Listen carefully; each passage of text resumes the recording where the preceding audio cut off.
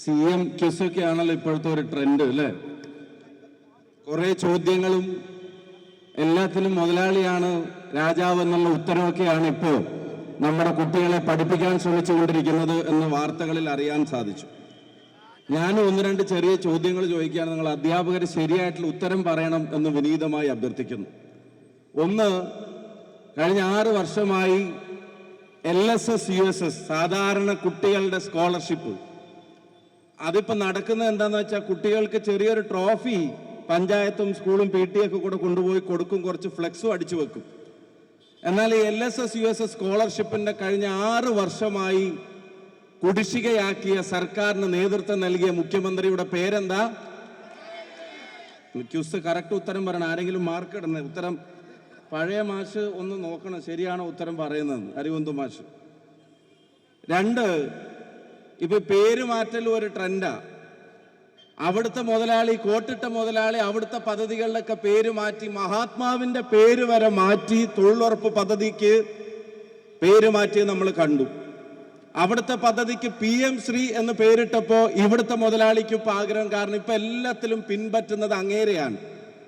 ഇവരുടെ ഇപ്പോഴത്തെ polit bureau എന്ന് പറയുന്നത് അതിന്റെ തലപ്പത്ത് നമ്മുടെ പ്രിയപ്പെട്ട സഖാവ് MA ബേബി ഒന്നുമല്ല, ഈ ഭരണകൂടത്തിന്റെ പോളിറ്റ് ബ്യൂറോയുടെ തലപ്പത്ത് നരേന്ദ്രമോദിയാണ് എന്നുള്ളത് നിങ്ങൾക്ക് എല്ലാവർക്കും അറിയാം.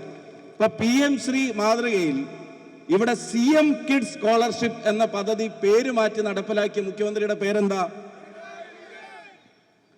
പ്രയാസത്തോടെ വേദനയോടെ ചോദിച്ചോട്ടെ, 5-6 വർഷക്കാലം അധ്യാപന വൃത്തിയിൽ ഏർപ്പെട്ട് കുരുന്നുകളെ പഠിപ്പിച്ച് കുട്ടികളെ പഠിപ്പിച്ച് 6 വർഷം കഴിഞ്ഞിട്ടും നിയമന അംഗീകാരം കിട്ടാതെ സ്വന്തം ജീവൻ തന്നെ ബലിയർപ്പിക്കേണ്ടി വന്ന അലീന ഭിന്നി എന്ന അധ്യാപക, ആ അധ്യാപകയുടെ ജീവനഷ്ടത്തിന് കാരണമായ നയങ്ങൾക്ക് നേതൃത്വം നൽകുന്ന മുഖ്യമന്ത്രിയുടെ പേരെന്താ?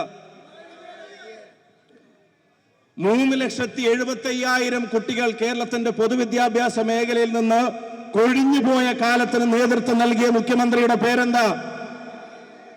1-ാം ക്ലാസ്സിൽ മാത്രം 63,000 കുട്ടികൾ കഴിഞ്ഞ വർഷങ്ങളിൽ കൊഴിഞ്ഞുപോയ ആ ഭരണപരിഷ്കാരങ്ങൾക്ക് നേതൃത്വം നൽകിയ മുഖ്യമന്ത്രിയുടെ പേരെന്താ? 13% DA കുടിശ്ശികയാക്കിയ കേരളത്തിന്റെ മുഖ്യമന്ത്രിയുടെ പേരെന്താ? 1.5 ലക്ഷം പെൻഷൻകാർ മരിച്ചുപോയതുൾപ്പെടെയുള്ള കുടിശ്ശിക ലഭിക്കാതെ മരിച്ചുപോയതുൾപ്പെടെയുള്ള വേദനാജനകമായ അനുഭവം ഈ കേരളത്തിന് സമ്മാനിച്ച മുഖ്യമന്ത്രിയുടെ പേരെന്താ?